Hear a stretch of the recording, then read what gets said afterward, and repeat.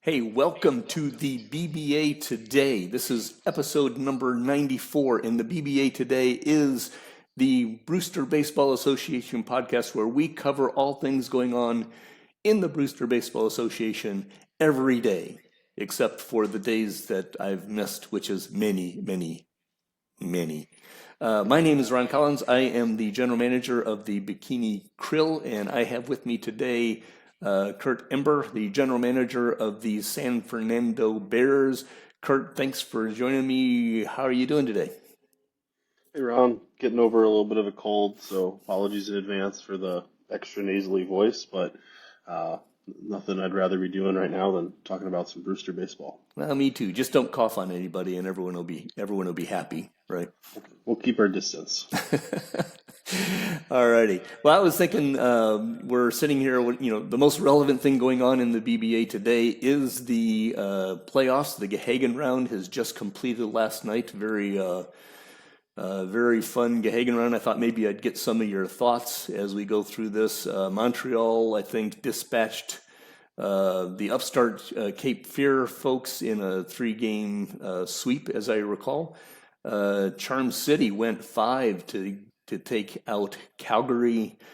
Hawaii, the Tropics, James Walker's Tropics managed to slip past Des Moines in four games, and then of course Twin Cities took out our Pacific Vancouver Mounties in four games. What were your thoughts looking at these results?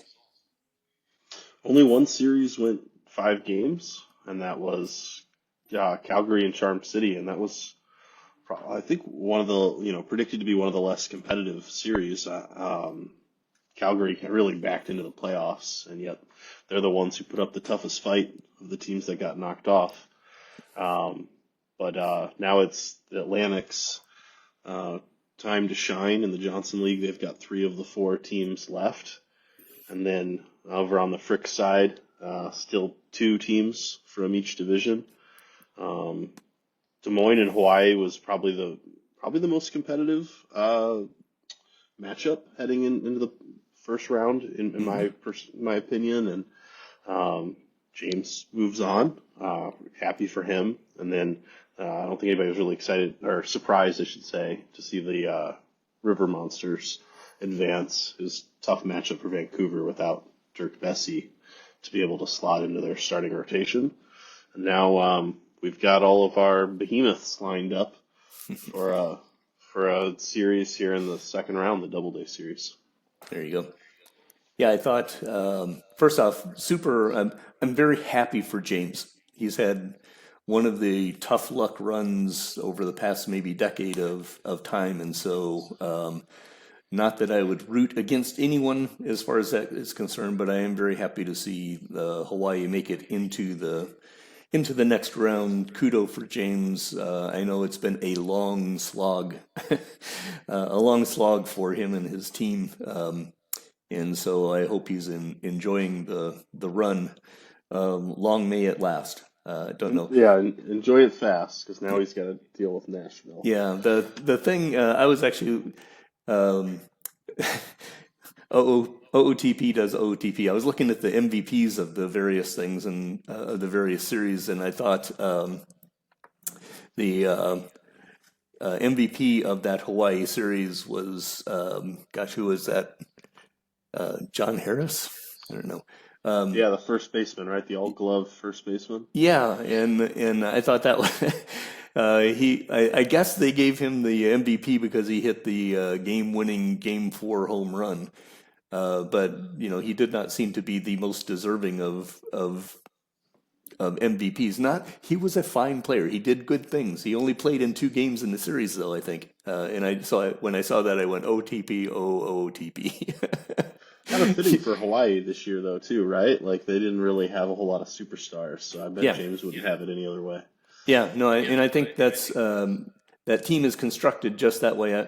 Obviously, when I did the previews of the Hawaii Ball Club, I did not expect them to have the big year this year. I thought their next year was going to be their strongest year. I'm not sure exactly how they did it with their pitching, but anyway. What do you expect coming out of the next round, out of the Doubleday round? Hmm. I think it's going to be tough for Hawaii to win more than a game in that matchup with Nashville. That's a Yeah, real juggernaut of a team.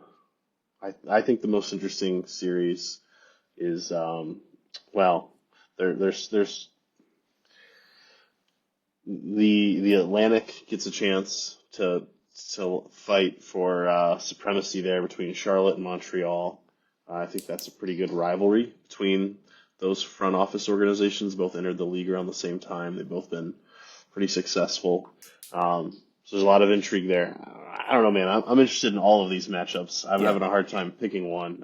Charm City and Vegas are a couple of behemoth type teams, and I think Vegas flew under the radar this year because Kamish was a little distracted, not quite as many like team news posts. But I was reviewing his roster yesterday, and he's got talent like at every spot on the roster. He's got starters, he's got position players, he's got a bullpen, uh, and then the River Monsters in Sacramento, Allen and Doug.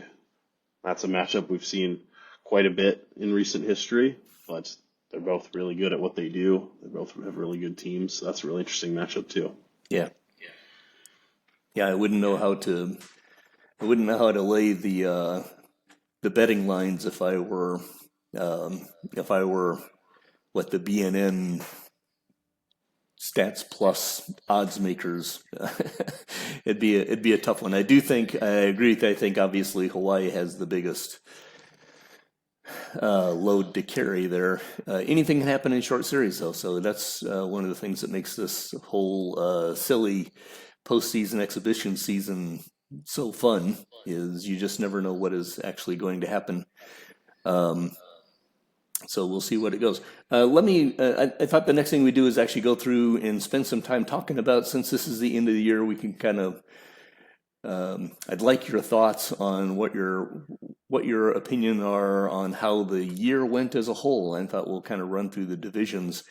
You talked about Atlantic, being such a interesting bloodbath. They've got 3 of the 4 playoff teams left. Um, let's start there in the Atlantic. And from my perspective, I can kind of work in the bottom up, right? I mean, uh, Brooklyn Brooklyn has a tough road to hoe anyway, but the Atlantic is taking off my Pacific hat, right? The Atlantic has a really strong case for being the division of the moment, right? You look down that whole list and oh my gosh, Jacksonville, normally a powerhouse, throws a rod for 1 year and they're sub 500 because the Atlantic is so tough. Brooklyn had a bit of an injury series problem this year, but beyond that, their finances are tough. I'm not sure whether they've got, even if Ben can get them rolling pretty well in that division, they're going to have a tough road to hoe for a couple of years. Um, like I said, Jacksonville had a tough road this year. I really liked. Aaron has a really nice overview post on how he views the team going forward. If anybody is interested in hearing what a really established general manager thinks about a rugged season, that's a good one to look at. I'm expecting Jacksonville is going to kind of bounce back relatively quickly. New Orleans is a very interesting situation because Jim Roberts over there has traditionally been just super strong, but they're in like a 4 or 5 year spiral. So I'm not sure what to think about that. I'd be interested in your viewpoint. And then, kind of the whole Montreal, Charm City, Charlotte triad, they're just constantly working right now. What are your thoughts around the Atlantic? What happened with Jacksonville? Is Cape Fear real? What did they do? Cape Fear, Woody and Cape Fear bounced back hugely in a very tough division. So there's a big, long-winded way into the Atlantic. Kurt, what are your reactions when you think about them? Yeah, I mean, I think there were like 6 good teams in that division this year, and it, like you said, it's kind of wild that New Orleans isn't one of them because they've been so consistent. Another team you didn't mention is Atlantic City, and you know that I'm a big fan of run differentials, and that's a team that had a positive run differential despite going 73 and 89. And Right. I was also putting together my awards voting this morning, and just really impressed with some of the individual performances from Atlantic City. So it didn't come together as a team this year, but they've got odds-on favorite for best pitcher in the league, and they're going to win probably some gold gloves up the middle and maybe even some silver sticks up the middle. So there's a lot of talent on that team too. So yeah, what it's happened? Did the oozing. league just catch up to them, or what? Because they had the huge year last year. Yeah, it's tough. Some of it's always going to be luck or randomness, and I think we like to talk about the things that we can control or recognize, because it's not really all that fun to get on a podcast and say like, well, it's just the way the chips fell. Oh well, then we could just wrap things up here. Atlantic City needs probably a little help around the edges. I'm sure John would agree with that. Like that's usually what happens when you have a bunch of standout individual performances like that. It doesn't come together overall. So that's a good position to be in, though, as you head into an off season, because the edges are the easier place to fix on your team. So you find some role players to support your stars, and all of a sudden you're right back in playoff contention.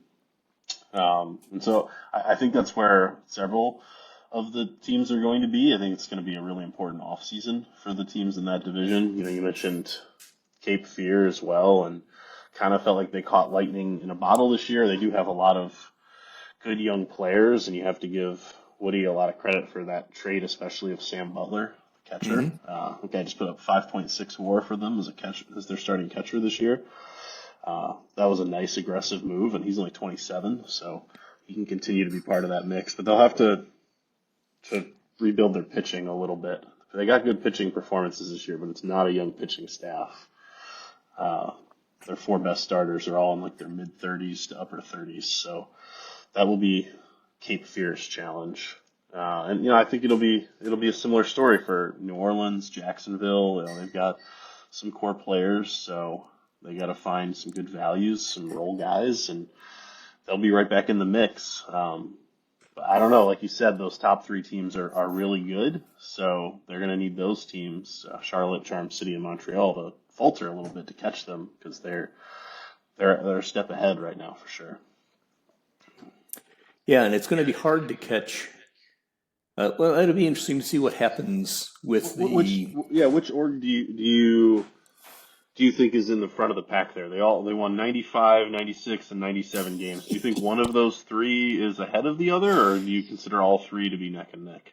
I really haven't dug down into the depths of their organizations. I kind of feel like, without having done it, if I were to be forced to put a bet on the medium-term, long-term progress of one of the 3, I would probably pick Montreal, simply because I feel like their financial structure is probably better. I feel like the Nashvilles and Charm Cities are still dealing with the ramifications of some of the financial structure changes over the past couple of years, and I'm extremely interested to see what they do in the off seasons. I know that Dave in Charm City has a couple of big contracts that are kind of sitting out there. My feeling is that Bob and Eric are like some kind of wizards going on. And my feeling is that Nathan in Charlotte is a super good general manager and is constantly working on things. I'm wondering whether they traded a bunch of their future to make this season work.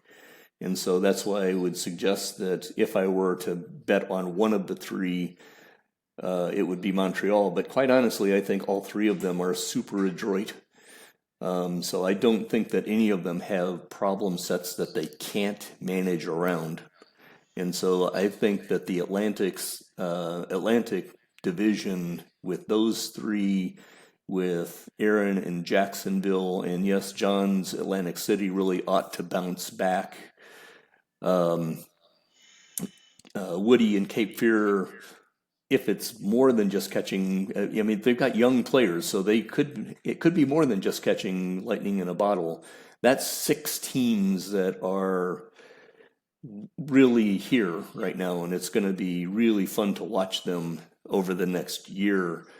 Like I said, I'm not sure where Jim is with New Orleans. He is a super good general manager and has been for decades. If somebody can pull out of a 5-year spiral quickly, Jim is the guy. And I think Ben has a lot of energy right now, but I think he's got some players. He's got some pitchers that are great coming through. So there's enough there to be optimistic. But boy, he's got a tough division to work in right now. So this may be the most entertaining division in the league for the next couple of years. Just between the metagame of watching the general managers work and the players themselves. I was shocked when I did that young relief pitchers with the stuff, and I started looking at, how many young relief pitchers with mega ultra stuff, as I call it, are coming through, and like 16 of the 21 were in the Atlantic Division. I went, whoa, that's going to be interesting. So Yeah, all of those GMs build strong farm systems, and that's where it all starts, right? So even right. though all three of those top teams made some aggressive trades at the trade deadline, like they all still have plenty of talent in place to succeed going forward. So let's move down into stay in the Johnson and talk about the Frontier division for a little bit.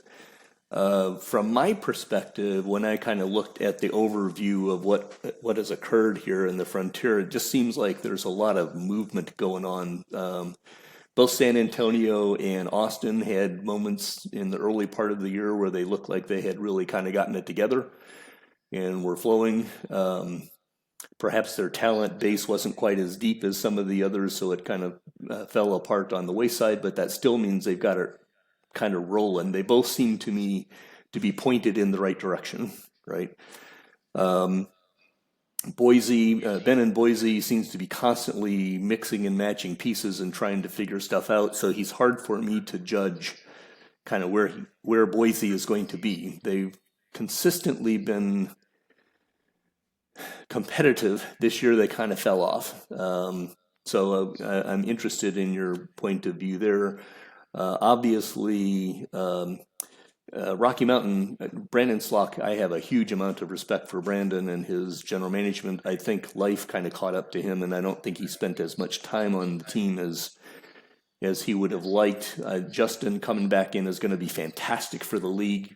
Justin is an amazing general manager and has a great deal of passion. I think you can already see he's beginning to take Rocky Mountain and put his own impression on it. Very intrigued with what is going to happen as far as Rocky Mountain is concerned. Obviously, Vegas, Matt is Matt. And Kevin did a 1-year bounce, right? I mean, in Calgary, they I'm making this up from memory. I think he won 100 games 2 years ago, then like 74 or 5 last year, and now he's competing for the division and was actually ahead until the wheels kind of came off the last couple of weeks of the season, it seemed like. What are your thoughts when you look at the Frontier? Doesn't seem to be as high end as the Atlantic, but competition wise, they're really having at each other. Yeah, this is the division that I think's flown under the radar the most recently. There's been some of that GM turnover, like you said, which usually means a little bit less presence on the message board, and I think the Atlantic kind of gets a lot of the attention over on that side. Vegas will continue to be the behemoth of the division, and I think all roads will run through Vegas for the next couple of years. Unless Phoenix, promotes Liberty. Right. Yeah, there's a pitching staff in Toledo to help the offense that they have established in Phoenix, which is full of a bunch of young stud players. But no, I mean, I think it will run through Vegas. I think any other, pretty much every other team is in the mix. I could see the division having one or two wild card teams each of the next couple of years, and like every year it being a different team as teams surge and fade. San Antonio and Austin kind of need to get over the hump. Austin needs pitching and San Antonio needs offense. So at least it's the homework's very straightforward of an assignment for their GMs. I could see Justin making things happen very quickly in Rocky Mountain when things are this wide open. If he wants to be assertive, he could do that, or he could take his time as well and not really get buried in that division. I think it's going to be tough for Boise to be that team next year. Just they have the most ground to make up of any of these teams. You know, we're talking about Phoenix because they speaking of run differentials, positive run differential despite being 68 and 94. So you'd think they're starting with more of like a 500 talent base next year than a well below 500 team, a last place team. And then Calgary, I don't totally know what to make of them. I thought it was interesting. I did not see that coming. I was trying to make sense of to prep for the playoff matchups. I opened up their team page and sorted their pitching staff by WAR. Can't remember ever seeing a team that's a playoff team on 88 games. They have two pitchers with more than one WAR this year. Mm-hmm. I was like, whoa. A deep bullpen. I mean, that can work, but their finances might be tough with that Santos contract. They're finally clearing out some veteran players who've been eating up a lot of their salary space. But yeah, I mean, I think the moral of the story would just be there's opportunity in that division to make an aggressive move, but all of the teams are in sort of a similar spot where they need a little bit of work, and they can get into that wild card picture. But I would expect Vegas to be the division favorite for the near term. Yeah, I think it's generally a good bet to say Vegas is going to be in be a major player, be in the driver's seat for the Frontier, simply because Matt is so deep. Matt builds some of the deepest teams in the league, and beyond that, he's some kind of a master when it comes to mixing and matching and finding special talents. I like to think I'm relatively good at that, digging down deep into my organization to pick out a player that perhaps others would not have picked up. But Matt is playing the traditional 4D chess when it comes to some of those kind of things. So it's hard to ever see Vegas not in the mix. And I would, my general feeling is there's a lot of interesting churn going on for the league. I do think Phoenix is the most intriguing team in that division, specifically because, like you said, that run differential says, how in the world did they only win 68 games? Despite yes, so much of their talent is sitting there in single A. But even beyond that, they should be a 78 to 82 win team without any real problem, and they're 10 to 15 wins below that. So they had four guys with at least 3 WAR in their lineup, and their ages are 22, 25, 22, and 25. That's a pretty good young core. That's a pretty good young core. And we can probably get into talking about the youth around the league here fairly soon too, but that's a great example, right? So you look at that, like Phoenix has four guys like that with major WAR. You just looked at Calgary, whose pitchers don't do much of anything. How is it that Calgary is on the top and Phoenix is on the bottom? I don't completely understand that, but that's part of the beauty of baseball too. I love baseball. You think you know what you know, and then you don't know anything. Like I said, my impression is that One of the reasons why the Frontier, you said the Frontier falls, goes below the radar screen a little bit. Well, one of the reasons is I don't think that they have those elite marquee teams that the Atlantic has, or even maybe that the Pacific had and the Heartland is having.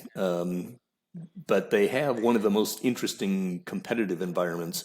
And I think ultimately, your point, I can't remember the words you actually said, but I think that any team in the Frontier right now who can catch a wave can strongly compete in that division. So that makes watching the GM processes, how they decide whether they're going all in, how they decide how to structure their team, interesting in the metagame for me. I love looking at that kind of situation. So Yeah, here's my last point on that. Here's a way to look at it. The Frontier division had two teams with a run differential like above or below, like a positive 100 or negative 100. mm-hmm. Calgary 119, Boise negative 139. Whereas the Atlantic had four of those teams.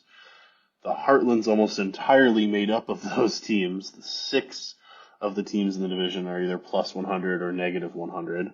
And then the Pacific has four. So, I mean, to your point, everybody in the Frontier is just squished. Right. It's a very narrow talent band. Right. So, super competitive. But anyway, congrats on several of the Frontier guys for getting their act together. I really like seeing Chuck's team moving up and Tim's team. San Antonio has been playing the long waiting game for a long time, and so this year's the opening salvo to stepping into the competitive world. So congrats to them, and looking forward to seeing what happens next year for them.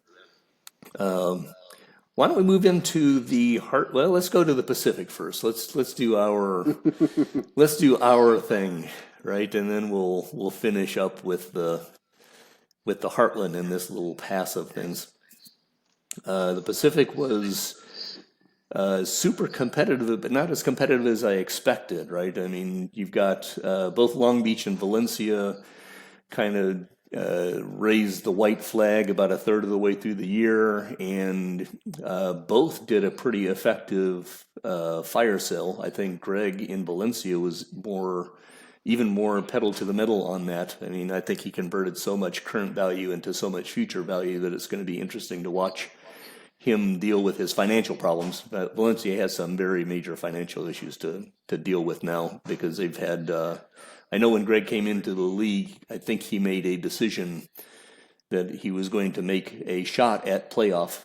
And unfortunately, and it was a 50-50. It was not a bad decision. It just didn't pay out. And so now he's got to pay the piper on dealing with the finances that come with that.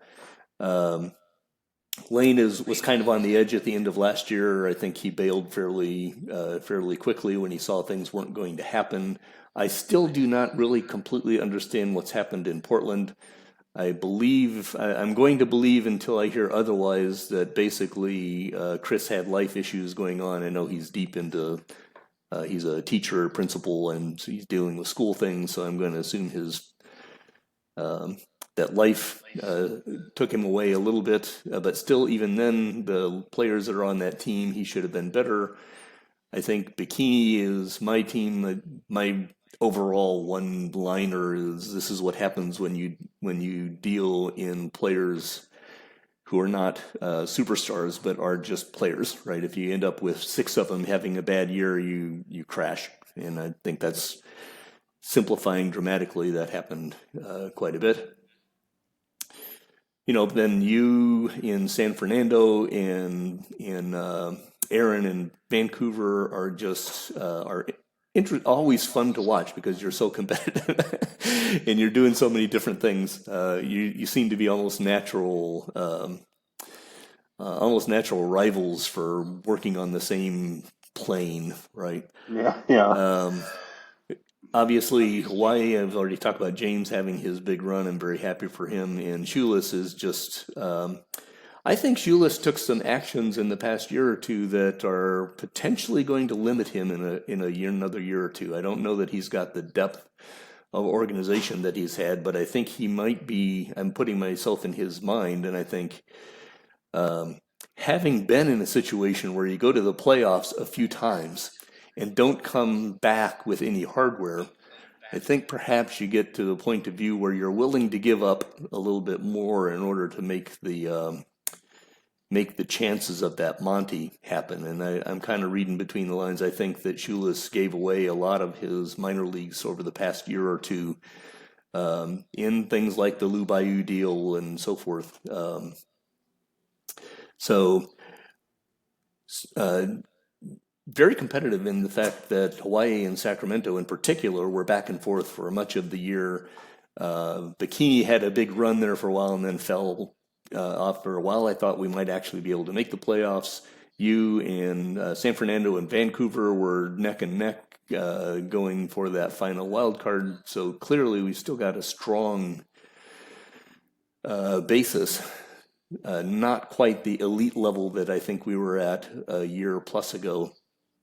But combination of if Hawaii can manage somehow to dispatch Nashville, they might make even more. They've got an interesting young core. Sacramento is really super dangerous. It's very possible that the Pacific could walk away with the Monty.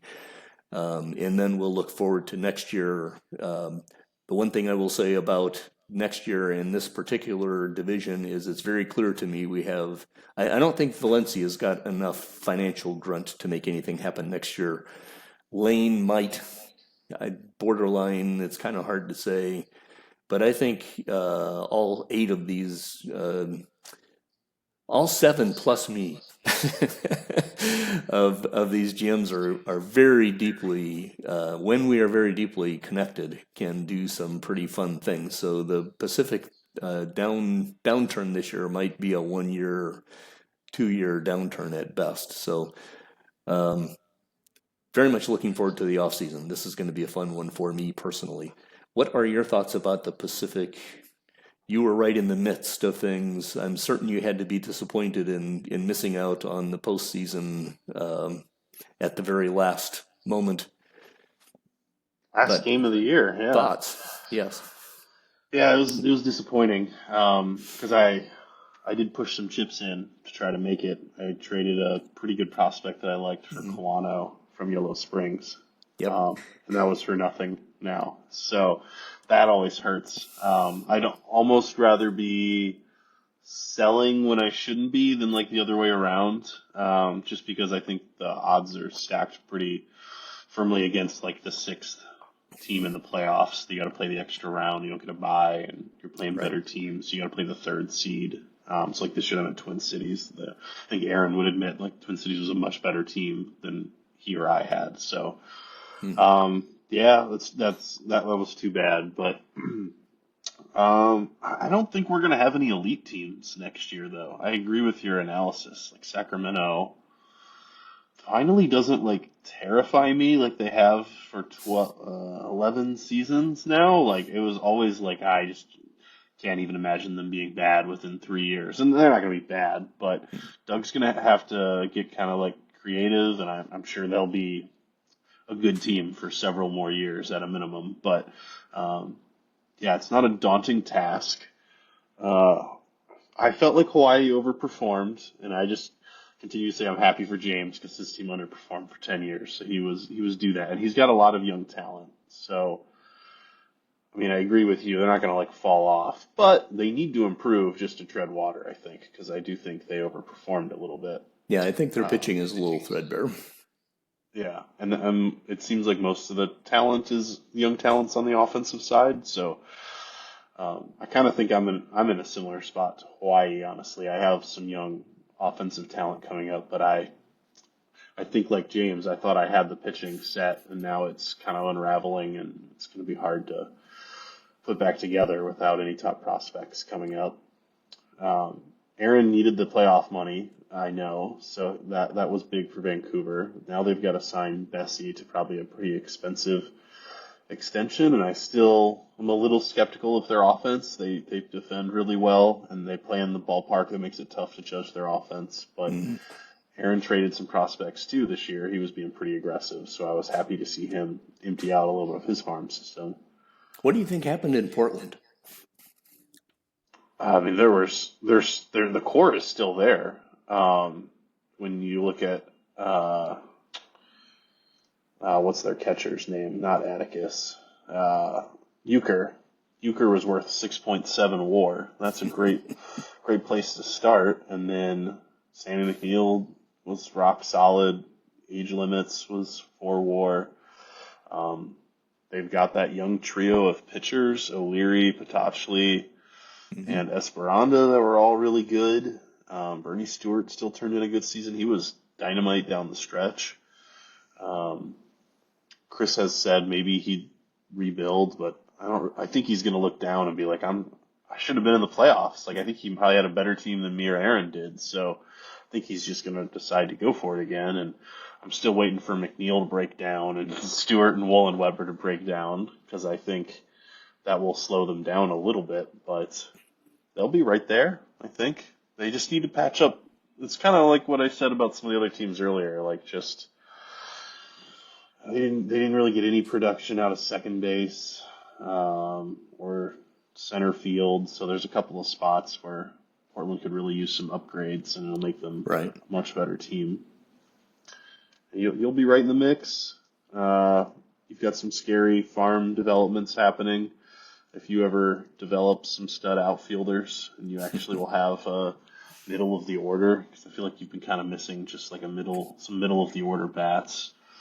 That'd go a long way for your team. And I think Warboys is going to be a best pitcher in the league type guy sooner rather than later. Lane will probably mix and match. Try to scrap his way back into the wild card mix next year. They don't really seem to take years off, so we should expect Long Beach to be a better team next year, I think. Yeah. Steven's kind of mindset is that idea of try to slide into the postseason and see what happens. And, that can work. I tend to agree with your point that the, sixth and whatever team into the postseason is really just there for the money. I am happy to slide into the postseason for my chance, but I really want the money. That's if I would feel a lot happier about my own prospects going into next year. Even if we didn't make the playoffs this year, if we'd have made it, 2 years ago when we had our other weird dump, ultimately I need the finances to get rolling so that I can then go play in free agency to fill the 1 or 2 spots that I'd love to fill, right? Because when you're building off of the farm system, the problem with that is that's a bit of a random game, right? You don't know which positions are going to all come up at certain times. So you need to have enough finances that you can go out to free agency and pick the one guy you need, right? So right now, I love the kids that are coming through, but I don't have the financial grunt to just go out and say, I need that big bopping left fielder who can actually field. I can find guys who can hit, but they can't field. I can find guys who can field, but they can't hit. So I'm not sure what our future looks like, but I do think that I kind of get a flavor for the Pacific that we're going to be quite similar to the Frontier in our competition level. I feel like our depth of good teams is a little stronger than the Frontier. At this precise moment. But like I said about the Frontier, if 2 or 3 of them could take quantum steps up, and it would be they'd have a real similar performance dynamic.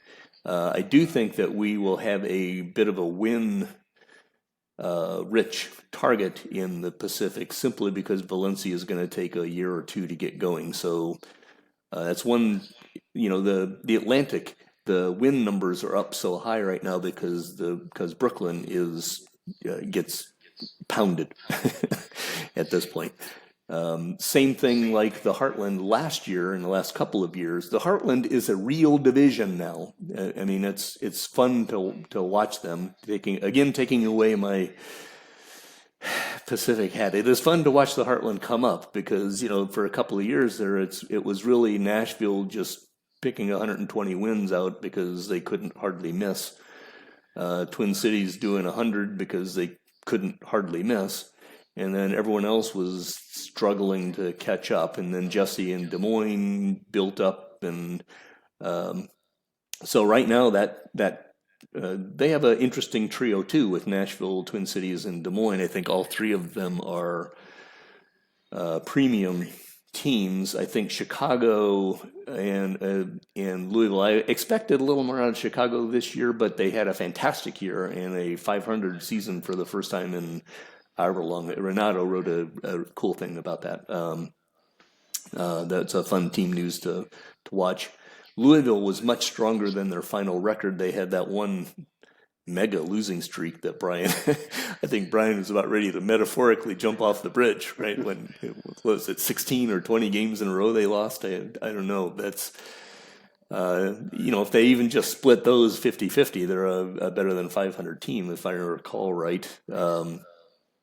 I really like what Rob is doing on the offensive end. I'm not sure they've got enough pitching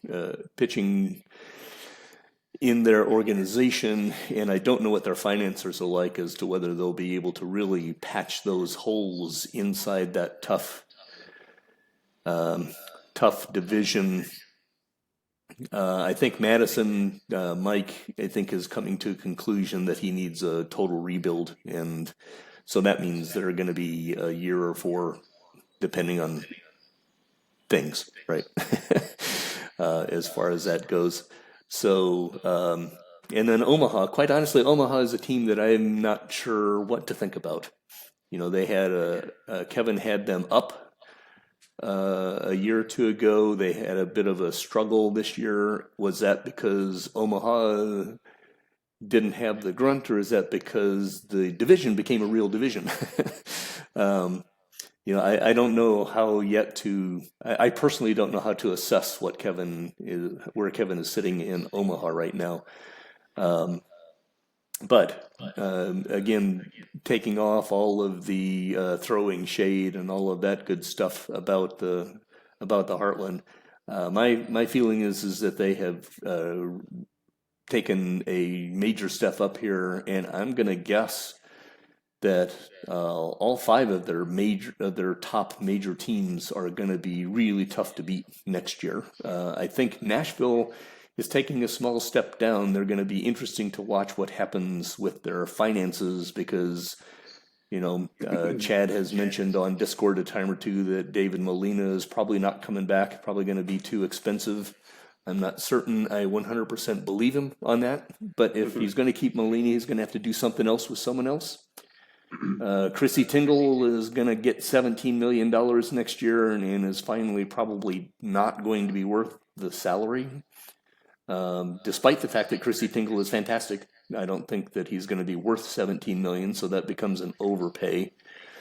So it'll be interesting to see what Chad does in Nashville to try to stay in top from the finances standpoint. I think if he can stay on the top for a year or so here, that he may be back into cruise mode, but he's at one of the behemoths when they are running come to transition points where they have to get a little lucky in certain places and they have to get over the hump. And then when they get over the hump, they get another 3 to 5 years before they get another hump, right? And I think that Nashville is one of those moments. With Des Moines coming up with Allen is brilliant in Twin Cities. He's always going to be hard to beat. And with Renato and Brian actually having some guns here over the next year or two, that makes the situation in Nashville a little bit more difficult.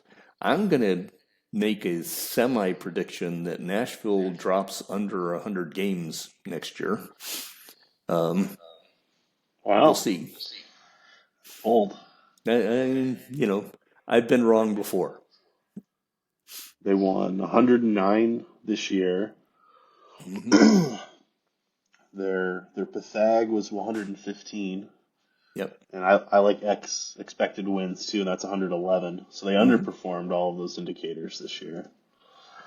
That is I true. would not, I wouldn't sign up for that personally. But I do agree with you. They're reaching an inflection point where most of their core is in their last year or two of arbitration, and they have to make some decisions. So a lot can happen if they execute trades successfully. Um, Chad they'll executed they'll trade reload. successfully. I know. Come on, everyone, listen, please listen. Be very careful in your trades with Nashville. This is a very important off season for them. Yeah, Chicago is a step ahead of Louisville and Yellow Springs, but I think all three teams could position themselves, depending on how aggressive they want to get, to be playoff contenders. And Chicago already is a playoff contender. They had a little bit of bad luck this year, but they were right in the mix with me and Vancouver. I was pulling up the farm system rankings that Bob does, which aren't perfect, but I think they're the best thing we have probably to just like glean a Yeah. quick picture. And 31st ranked farm is Madison, 32nd is Omaha. I think both those organizations are, unfortunately, sad to say, like a long ways away. Mm-hmm. It's going to be a long road for those two. I don't think there's like any aggressive moves they could make to like suddenly win 85 or 90 games next year. So every team in the division will probably continue to beat up on those two, but yeah, we'll look to see if Louisville can add the pitching or Yellow Springs can add the pitching to go with their pretty good lineups. Not sure. Twin Cities is like impossible to project. Allen is so mysterious. He's like a witch doctor concocting uh, just unique things, but they'll be good. Then I don't totally know what to make of Des Moines. Their farm system is down a little bit now too. They've been pretty aggressive, but they have a pretty good group of like a good young nucleus already on the team. Yeah, So I don't think they're going anywhere for I a don't year or think two so anyway. either. As No. long as I look at Des Moines and I think, yeah, they probably do need to build up their minor leagues a little bit, but once you've got a pretty fair chunk of talent in the majors, that gives you that year or two to do that. Mm-hmm. So, you know, the future is always unclear. But I don't. I think Des Moines is in some pretty good space right now with Jamie, and Jamie seems to be pretty dedicated to making that team good. Um, that's another, one of the issues with an OOTP league with the team can be fantastic and so forth, but if life hits the general manager, things can go haywire for a year or two, and you can never know how much of that is, how much of Portland's lagging is because Chris was diverted to another. The players are great. Maybe they needed to be shuffled in a particular moment and they didn't get shuffled. I don't know. I wasn't paying that close of attention. So Yeah, yeah, exactly. And financial flexibility can play into that too. Sometimes your hands are just tied because you can't make that move yeah, you've got to make. And some teams, it's tough to know the finances of all the teams. There's like some reports and stats plus they don't always match up with the game, and you have to look at the salary commitments over time. And no matter yeah, how closely you try to follow this stuff, you're never yeah, and as familiar as the GMs are. that's one thing that I think that I am in the vast majority or minority when it comes to out on the dev boards and so forth. But I am constantly requesting gently the ability to see everybody's financial sheets because I don't understand why you would not, as far as that goes. There's not like some super secrets going on. There is obviously we as baseball fans in this non BBA world don't know exactly how much money is spent by all of the teams because the owners want to make sure they don't show you where their money is going, right? But you can kind of get some general ideas as far as that goes, and you know what the payrolls are, and you know what the bonuses are, and all sorts of stuff like that. If you're a general manager of a baseball team, you have an entire group who's out there analyzing what everyone else is doing. You ought to have reports of what everyone's finances are, blah, blah, blah, blah. Anyway, I would love to know what different finances are because, obviously my insert, this is a financial sim first. And then it's a baseball sim because we're simulating what it means to be general managers, not what it means to be pitchers and catchers. So, blah, blah. Anyway, fantastic year. It's been a lot of fun to watch this year play out. I love seeing some of the teams coming up. Congratulations to the GMs who are getting their act together. Condolences for the Gregs of the world who are going to have to take a seat back for a year or three. I agree with you on the Madison and Omaha standpoint to a greater degree, though. Omaha, I'm still trying to get Omaha to me has more in their majors than Madison does, so perhaps they will have a different glide path. Don't know what Kevin has in mind there in Omaha, and he is a good general manager, a quiet one. He doesn't make a lot of waves, but he makes some pretty interesting moves.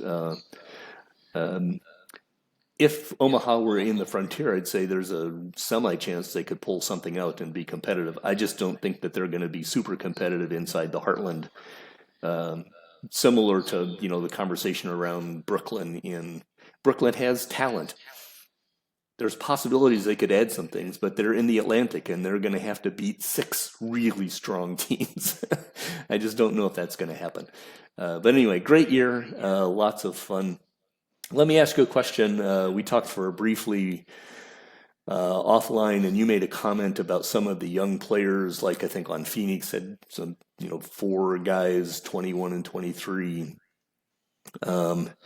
Talk to me about your thoughts on what I'm thinking of as the youngening or the youthing or the wide number of our draft classes for the past couple of years have had lots of 19 and 20 and 21-year-old kids essentially ready. A lot of them are showing up. You go through the top WAR lists and you see they're full of 20 to 25-year-old players. Aesthetically, I think that's kind of off. Even in the major leagues today, you're seeing some young players that are at the top, but the top 10s are usually 20, a 23 or 24-year-old, and then 27 and 28 and 30, and but in the BBA, I think you're seeing this wave of youth come rolling in off of those draft classes. What do you think the ramifications of those are? How big do you think this is? The first thing we have to try to isolate is this related to the Uber drafts that, the core of players that aged out over the last few years? Is the game trying to backfill those? So how much of it is that? How much of it was the version? So OTP 25, is that going to fade away in OTP 26? Or the draft is made up of players who are already created, right? They're just playing in developmental leagues. So I don't know how much 26 can change things on a dime. You would think for another year or two, a lot of the development for the players in the draft will have occurred in the previous game. So those are some things to consider, I think. Is this just a new landscape? Every year are we going to see the 25-year-olds lump and then get replaced by 22-year-olds, and that's just going to be a cycle? Or is it going to start sustaining itself? And then if it is a aberration or an isolated event, then that group of players that are all hitting the league last year, this year, next year, are all going to kind of age through at the same time, and they'll hit arbitration together. They'll get expensive around the same time. Teams will be maxing out on their salary caps, 4, 5, 6 years from now. So will we see big free agent classes around the time that those players are eligible? And then I think you pointed out earlier too when we were talking, the Rule 5 draft will get interesting as well. Right. That takes a few more years. So if guys are hitting the league last year, this year, next year, they're not eligible for the Rule 5 draft, what, for 5 years after they're drafted? 4 years? Something like that. So Right. in a few years, you'll have the combination of guys running out of options and also showing up in the Rule 5 draft. So all of that is relevant game theory when you're a GM to figure out. We talk about all these teams and the opportunities they have to make maybe aggressive moves. Does that mean they trade some of this young talent that hasn't quite hit for them? Or do you sit back? Is the best position to be Greg's position in Valencia because he is just going to load up on teenagers, and then when all those guys are becoming free agents and he's just looking to add to his core, he'll have the ability to do that. I don't have all the answers. These are just things I'm trying to be aware of, but it doesn't mean I can make sense of them. Yeah. Yeah, it's something we can probably talk about going forward, and probably will talk about going forward. I mean, when I came back into the league, we were just finishing up with the huge glut of super old players, the Zalapas and the crap, all the names, and the Thumbs and the whatnot, and the Ramoses. It was a player, yeah. So we go through these various different eras inside the league. This one is going to be really super fascinating also, because the existence of all those older players holding on to their skills into their late 30s and 40s meant that younger players who might be borderline or relatively good but didn't have positions to play anymore, right? So they don't make it into the league. Well, let's flip this around a little bit. The question of you've got all these players and maybe they were created in version 25. They're going to, as you said, they probably will roll through for a while. How much of that was the creation? How much of that is on the backside, the aging side? The feeling is, and I think there's probably some truth to that in the numbers when I dig into some of the testing that I've done. Players dropping off at 28 and 29 and 30 in version 25 allows for a lot of the younger players to have places to come in and play, and hence they do end up having more WAR. If you get more playing time, you make more WAR. Version 26 comes on, and I can fairly confidently say that age 26, 28, 29 cliff, which isn't really a cliff, but I mean, I don't think you're going to see the same number of late 20s falling off. I think they'll fall off more often like they would normally do. You'll still see some, but I think you're going to see more of them falling off in the early 30s than in the late 20s. Well, if your established players hang on into their early 30s a little bit longer, then the number of roster positions that are open for the younger players are not so high. What will that do? The economics of it, of a established 30-year-old that you need to pay $7 million or $9 million to keep while they're still producing, right? Do you want to let go of that 3.5 WAR 30-year-old player? Well, you probably don't want to, but you've got this 22-year-old who seems like they're ready. Will that increase the trade market, right? So will teams who are building up be able to swap folks? Another interesting nuance of all the young players is this trade deadline was surprising to me as to how active it was. And you're seeing good players traded for multiple prospects, right? And so what that tells me is the supply and demand thing says that you've got so many good young prospects that suddenly you can give away 2 or 3 and still have a pretty good farm system, right? Whereas 5 years ago, the idea of giving away 3 of your top prospects for one guy was like, no way, Jose, that's not going to happen, right? So I'm very interested in what the economic world will look like because of this influx of young players. I don't know what the answer is. I do, as like I said, aesthetically, I don't really like seeing all of the 5 and 6 war players be 22 years old. That doesn't feel right to me. It's fine. I mean, this is BBA. It's a comic book world, and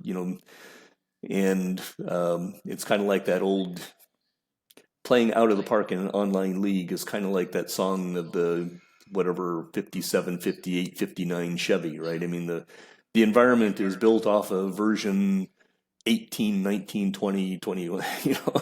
We've still got players in the league who were created back probably in version 18. They've been through the development cycles of every one of those versions. What do we, what does that mean to us? I don't know. But I do think that your fundamental point is right, and that the ramifications of these young players flowing through, it's important, it's valuable as a general manager to be aware of the cycle and try to figure out what that means for you. And what it means for you, Kurt, is probably different for what it means to me, Ron. And those decisions that you make, assuming that you are actually making the decisions, goes a long way to your view of what the world is. I'm not saying I know what the right answer is. I have no idea. What will the injury cycles be? How exactly will development change over the next cycle? I don't know, but it is fascinating. It's probably, like I say, it's a topic we should probably talk about. I'd love to actually maybe get some specific examples going forward as we go through the off season and start looking at some teams that are really stocked up on young players versus those who are transitioning ages and different things like that. So I talked a little bit about version 26. What are your when you think about version 26, what are your thoughts right now? Are you excited? Are you anxious? What are you most excited about, and what are you most anxious about? I'm most excited about getting the dev engine we just talked about fixed. Because I don't like the way it aesthetically looks either. It's interesting. It's not a disaster or anything, but it's not my preference. And the other part of it is the drafts. I haven't liked how developed all the players are in the draft. I think those things are definitely related, like you were saying. So hoping that gets fixed eventually, but I do think we all have to temper our expectations for at least a year because, like you were just saying, all these players were mostly developed in version 25. And then the thing I'm anxious about is the dev lab, because I felt like I was just starting to come up with my strategies, and now do I just throw all that out? Do I want to just treat it like it's still 25? I probably should be playing like offline modes and doing dev lab simulations or something, but it hasn't been a priority for me. So I usually have an offline game going, but I think I'm on like April 10th or something with my Reds game that I started offline. So I haven't really made any progress. So I'm trying to figure out what to do with my roster in the dev lab this year and try to understand how it's different. I felt like I had a good feel for how to use it like early on, like very first offseason. I kind of had some takeaways. I saw like defense was a good way to go and just started really jamming a bunch of players through the defensive lab. People caught on to that quickly, of course. And then I felt like I was kind of behind this past offseason where it seems like there weren't that many negative outcomes happening. So not everybody, but a lot of smart teams were putting just their best young players in the dev lab and not really viewing it as that much of a risk. And I was still worried about risk. So I was kind of putting my fringy 25-year-olds in the lab instead of my best prospects. And now I got to figure out if I still want to copycat that and put all my best prospects in this year. Some of it depends where your team's at too. Like, I just missed the playoffs. I feel like I got to take some risks. I need some prospects who I've been keeping out of the lab. It's make or break time for them. So now they just have, if there's like a one tool that they're still a 4 out of 7 in, it's time to go try to dev that tool. Can't wait anymore. They're 22, 23 years old. I have a bunch of especially like outfielders in their like early 20s, and try to keep up with the Joneses. Everybody's got these 5 WAR, 22-year-old corner outfielders, so need a couple. What do you mean, Need a couple everybody? myself. Yeah, everybody but me and you. It Give me seems one of like. those. Give me one of those 5 WAR corner outfielders. I'll take one. Yeah. Yeah. It felt like they were the draft. Like there were so many in the draft. I was like, I don't need to take one. And now I'm looking at all these other teams that have these young corner outfielders, and I'm jealous. And I feel silly for paying a veteran $5 million to put up 2 WAR while everybody else has these guys they just drafted last year. So There you go. that's what I'm thinking. Yeah. No, I'm the dev lab is going to be a little bit of a mystery again, and I think that's probably a good thing. And I've said a few times out on the boards and whatnot that I look at the dev lab like a classic out of the park new feature. And it takes my opinion is it takes out of the park 3 years to get something really working the way they like it. And so I think that it's going to be more similar to last version than perhaps others are thinking it will be, but I don't really know. I haven't done a lot of personal testing on it, and I don't do standalone leagues anymore myself. All of my testing is on big, long running sims or occasionally some specific thing that I'm looking at. So I don't have any personal experience in working with the data, sim to sim, week to week, whatever cycle of the thing, and I have not actually worked on the dev lab at all. But I think it'll be somewhat similar in the way that it operates. We will see. I'm saying that because I just spent yesterday a large chunk, way too much of yesterday, trying to plan out the people that I wanted to put in the dev lab, and I came up with, well, if I just had 3 times more slots, I could do all the things that I want. In that question of what players to plug in, especially now that you have so many young players, right? When you have so many players that you would like to just clean up their warts, that makes the game theory interesting as far as what to do there. I'm very excited in that sense, since I don't do standalone sims. I am actually interested to see what the fan interest change feels like. As somebody trying to build finances, fan interest is really annoying to me right now. Me too, Ron. So I just hope that it's a little bit more understandable. My understanding from listening to the devs talk is that they've done some things that will make that better. What that is, I don't know, but I'm very excited to see them. I will just say that I like the fundamental look and feel of version 26 better than 25. So I actually, when I open up version 25, sometimes I kind of cringe just because I don't like the way it feels. I like the way 26 feels, so that is totally meaningless in the overall context of things, except that it's emotionally more fun for me. So we'll see what happens. I'm excited to see what comes about on 26. See if anybody has any thoughts as comments to this podcast and so forth. So, any last thoughts? I think we pretty much kind of hit all sorts of stuff here. Anything else you'd like to leave with? No, good luck to all the teams in the playoffs. We'll transition the game version as soon as the Monty ends, so we'll be in those dev labs very soon and finding out what the new version's all about. Yeah, there you go. Yeah, definitely good luck to all the playoff teams, even Chad, well, except for Chad. Yeah. And good luck to everyone in their off-season work. It should be a really fun one with the version change and with all the teams being, so many teams being competitive. Should be a fun one. On a parting note, I should note that award voting is open. You should be able to do all of your award voting. Lots of interesting players out there. Like you said, looking at the Rookie of the Year is like looking at the Silk.